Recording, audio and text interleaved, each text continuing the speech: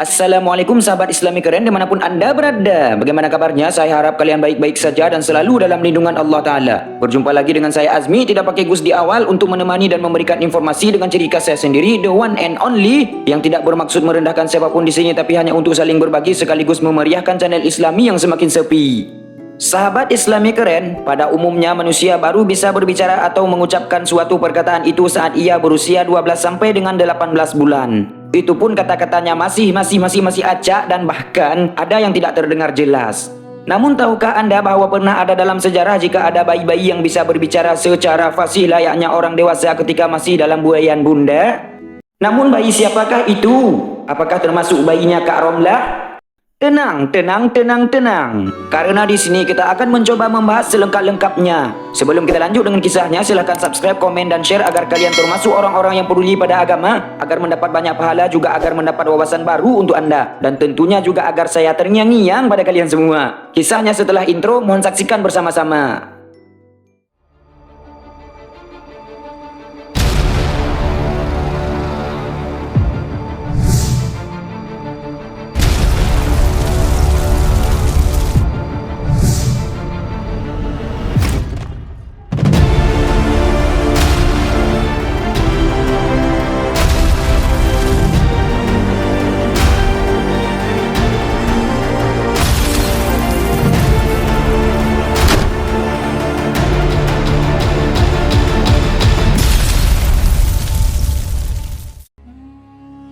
Sahabat Islami keren, ada beberapa riwayat terkait bayi yang bisa berbicara ketika masih dalam buayan. Namun jika Abu Hurairah radhiyallahu anhu menyebutkan bahwa ada 3 bayi, dan menurut Ibnu Abbas radhiyallahu anhu menyebutkan bahwa ada 4 bayi. Sedangkan Imam Ad-Dahhak radhiyallahu anhu menyebutkan ada 7 bayi dalam riwayatnya. Dan menurut Imam Al-Qustalani radhiyallahu anhu menyebutkan bahwa ada 8 bayi yang bisa berbicara ketika masih berada dalam ayunan. Di sini kita akan membahas pendapat yang mengatakan bayi tersebut ada 8 orang, dan juga alasan dibalik kemampuan bicara bayi-bayi tersebut insya Allah. Tentunya agar pendapat ulama di atas tersampaikan, dan juga pengetahuan kita lengkap dan gak setengah-setengah. Gitu ya.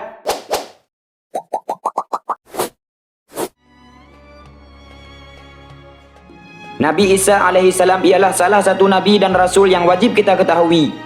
Beliau lahir pada tanggal 24 Dzulhijjah, dan tahun kelahiran beliau inilah yang menjadi awal penanggalan atau mulai dihitungnya tahun Masehi.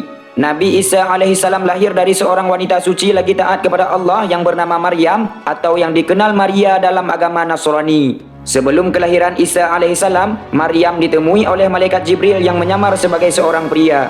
Siti Maryam yang sedang menyendiri dan berzikir kepada Allah tentunya sangat kaget melihat kedatangan seorang pria asing kepadanya. Saking kagetnya, ia pun berkata, "Sungguh, aku berlindung kepada Tuhan yang Maha Pengasih darimu untuk berbuat jahat kepadaku, jika engkau orang yang bertakwa." Kemudian malaikat Jibril berusaha menenangkan Maryam dengan berkata, "Sesungguhnya aku hanyalah utusan Tuhanmu untuk menyampaikan anugerah kepadamu, yaitu seorang anak laki-laki yang suci." Tak selang beberapa lama, Maryam pun mengandung Nabi Isa alaihissalam, dan ia pun pergi mengasingkan diri dari orang-orang pada masa itu agar ia terpelihara daripada fitnah orang-orang tersebut. Kemudian tatkala Maryam sudah melahirkan Nabi Isa alaihissalam, ia pun lantas kembali ke kampung halamannya dengan membawa pulang bayi Isa alaihissalam. Namun, orang-orang julid pada ketika itu tetap saja mencibirnya, bahkan sampai menuduhnya seorang penzina. Lebih parahnya lagi, mereka juga membanding-bandingkan Siti Maryam dengan berkata, "Hai Maryam, sesungguhnya kamu telah melakukan perbuatan yang sangat keji, padahal ayahmu bukanlah seorang penjahat dan ibumu bukanlah seorang penzina." Netizen pada ketika itu sama sekali tidak mempercayai perkataan jujur Siti Maryam. Oleh karena itu, Maryam pun memberi mereka ultimatum dengan menyuruh mereka bertanya langsung kepada bayi yang sedang mereka tuduh tersebut. Lalu mereka pun berkata, "Bagaimana mungkin kami bisa berbicara pada bayi yang masih dalam ayunan?" Dengan seizin Allah, Nabi Isa alaihissalam yang masih bayi tersebut langsung menjawab perkataan mereka dengan berkata, "Sungguh aku ini adalah hamba Allah, Dia memberiku Alkitab Injil, dan Dia akan menjadikanku seorang nabi." Ketika mereka semua mendengar itu, maka terperangahlah mereka semua yang ada di situ.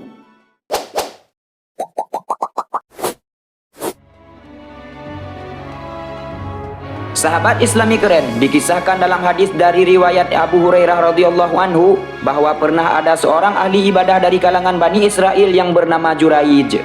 Ia merupakan seorang yang selalu beribadah kepada Allah di sepanjang waktu dan kesehariannya. Agar ia selalu khusyuk beribadah, ia memilih hidup sebatang kara dan tinggal terpisah dengan ibunya. Karena hal tersebut lantas membuat sang ibu pergi mendatangi kediaman Juraij ini.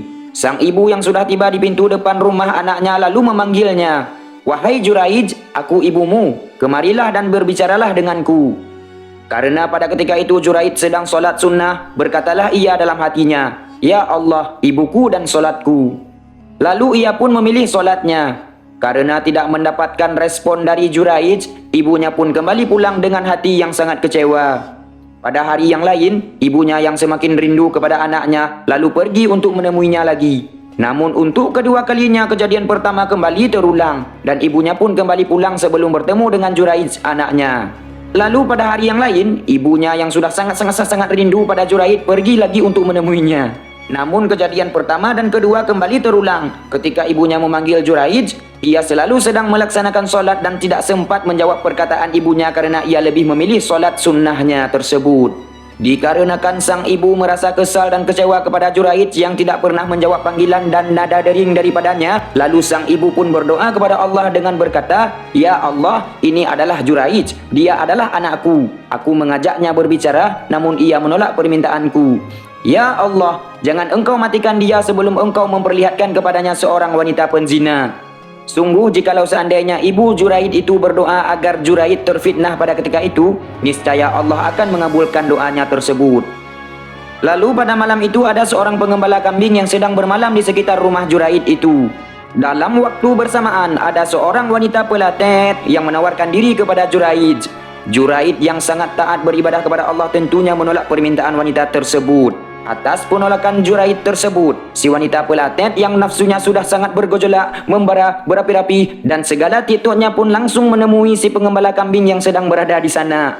Pria pengembala kambing yang ditawari serabi kuah di malam hari langsung menyantap dan menyeruput serabi kuah durian dari wanita tersebut. Gara-gara kejadian malam itu, kemudian wanita pelatet tersebut mengandung cabang orok dari si pengembala kumbang tersebut. Pengembala kambing tersebut. Ketika orok itu telah lahir ke dunia, orang-orang pun bertanya kepada si wanita pelatet.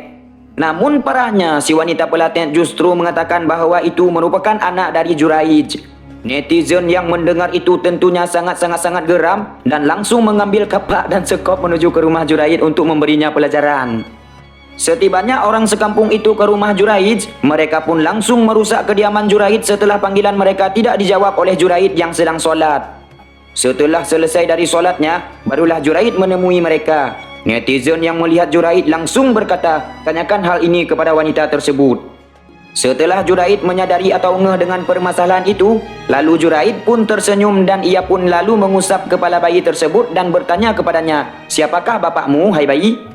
Dengan kuasa Allah, bayi itu menjawab dengan lantang, "Bapakku adalah pengembala kambing."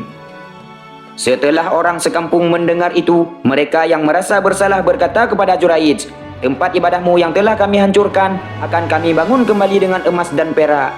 Lalu Juraij menjawab, "Jangan, kembalikan seperti semula dari tanah saja." Kemudian Juraij kembali masuk ke dalam rumahnya tersebut.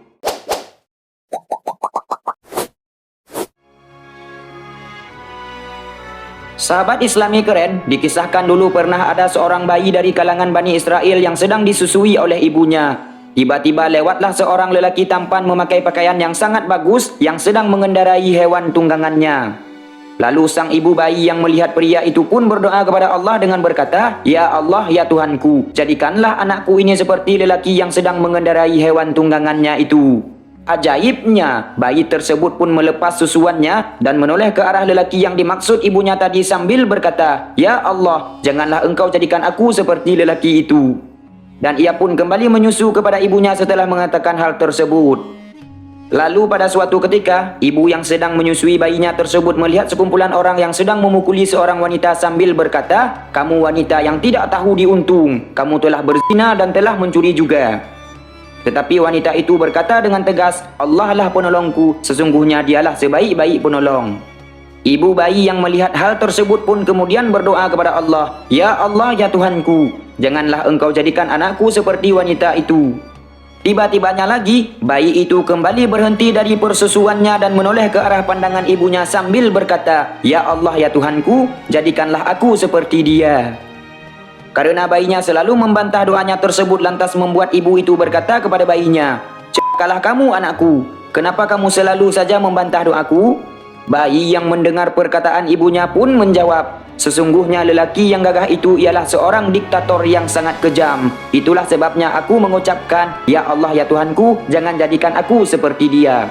Sementara wanita yang dituduh mencuri dan berzina tersebut sebenarnya ialah seorang wanita yang soleha, yang tidak pernah berzina maupun mencuri harta mereka. Itulah sebabnya aku mengatakan, "Ya Allah, ya Tuhanku, jadikanlah aku seperti dia."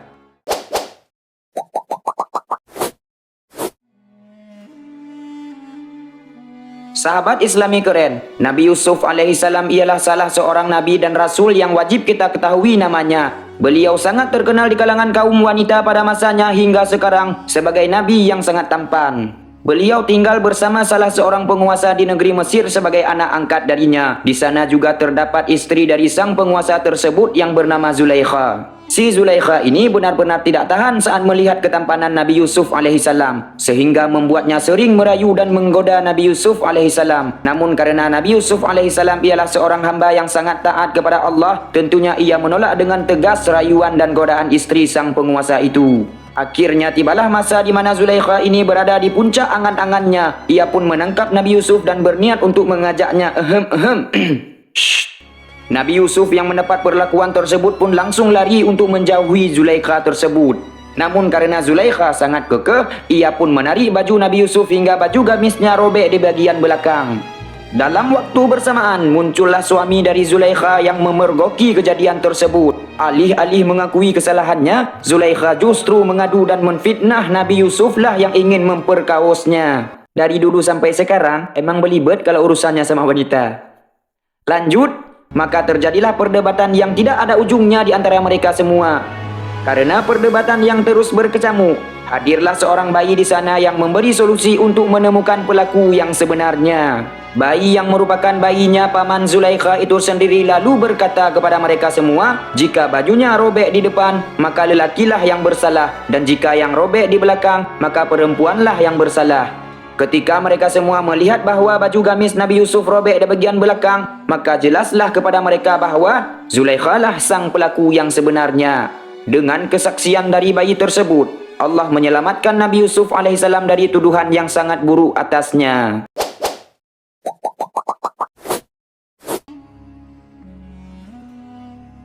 Sahabat Islami keren, Siti Masyidah ialah seorang wanita yang sangat beriman kepada Allah. Ia merupakan salah satu juru sisir untuk anaknya si Firaun. Ya, ia hidup semasa dengan raja yang paling terluknut, yakni Firaun, sang raja Mesir yang penuh kekejaman.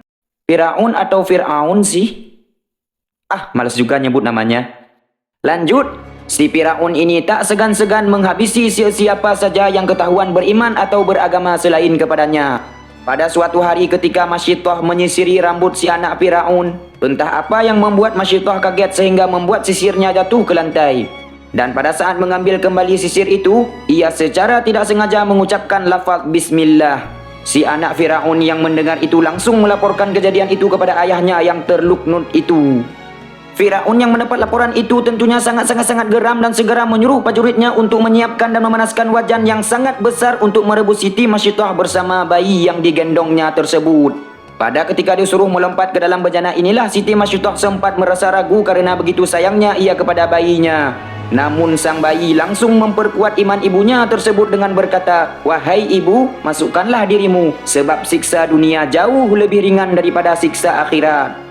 Siti Masyidah yang mendengar itu langsung melompat ke dalam bejana dengan air yang sudah mendidih tersebut. Kemudian, karena begitu kuatnya iman Siti Masyidah dan anaknya tersebut, Allah menjadikannya wanita mulia ahli surga dan juga membuat aroma tubuhnya harum semerbak. Bahkan harumnya tersebut masih tercium pada masa Nabi Muhammad SAW Isra Mi'raj bersama Jibril.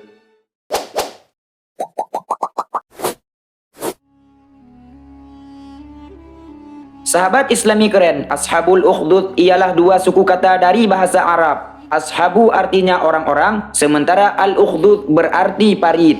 Jadi ashabul ukhdud ialah orang-orang yang membuat parit.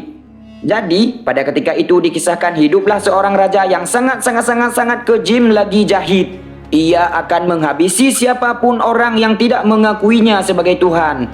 Karena pada masa itu sangat banyak orang yang sudah beriman kepada Allah, maka si Raja Luqnun itu menyuruh prajuritnya untuk membuat parit di suatu lapangan. Setelah parit telah tersedia, maka si raja menyuruh prajuritnya untuk menyalakan api di dalam parit tersebut dan melemparkan orang-orang yang tidak mengakui dia sebagai Tuhan ke dalam api yang berkobar di dalam parit tersebut.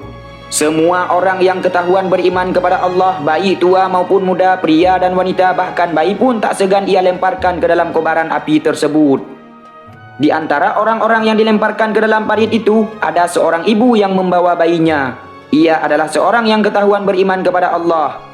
Ketika hendak dilemparkan ke sana, sang ibu sempat menunda dirinya masuk ke dalam parit karena kasihan pada bayi yang dibawanya. Bayi yang melihat itu langsung meyakinkan ibunya dengan berkata, "Wahai ibunda, bersabarlah sebab engkau berada di jalan yang benar." Mendengar itu, sang ibu dan bayinya pun langsung melompat ke dalam kobaran api di dalam parit tersebut dan ia pun wafat dalam keadaan mulia di sisi Allah Ta'ala. Sekedar informasi, sebenarnya ada penyebab dari penggalian parit tersebut. Kisahnya juga sangat menarik dan mungkin saja sangat jarang diketahui orang-orang. Gimana menurut teman-teman, abang-abang, kakak-kakak? Setuju nggak kalau kita bahas juga? Yang setuju, tinggalin komen di bawah ya.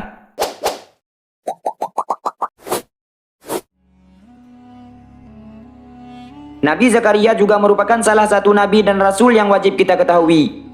Mukjizat yang sangat terkenal tentang Nabi Zakaria ini ialah ketika beliau mempunyai seorang keturunan saat usianya tak lagi muda, plus dari seorang istri yang mandul. Sementara itu, dari riwayat Imam Ats-Tsalabi radhiyallahu anhu juga menceritakan bahwa Nabi Zakaria alaihissalam juga pernah berbicara sewaktu dalam buayan bunda. Begitulah riwayat yang disebutkan oleh Imam Ad-Dahhak radhiyallahu anhu dalam kitab tafsirnya.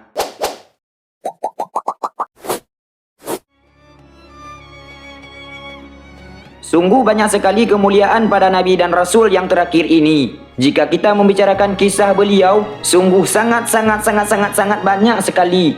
Walaupun beliau hidup jauh lebih singkat jika dibandingkan dengan Rasul-Rasul lainnya, tetapi beliau justru memiliki sejarah yang tak habis-habisnya bahkan hingga saat ini.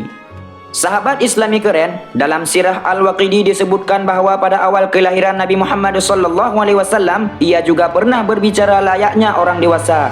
Menurut riwayat Ibnu Abbas radhiyallahu anhu, wanita yang pertama menyusui Nabi Muhammad SAW ialah bernama Halimatun Sa'diyah dan beliaulah orang yang menyaksikan Nabi Muhammad kecil berbicara ketika hendak disusui olehnya. Pada ketika itu, Nabi Muhammad SAW mengatakan, Allahu Akbar kabira, walhamdulillahi kathira, wa subhanallahi bukratan wa asila. Itulah ucapan beliau yang sampai detik ini masih kita bacakan dalam bacaan doa iftitah di dalam setiap solat kita.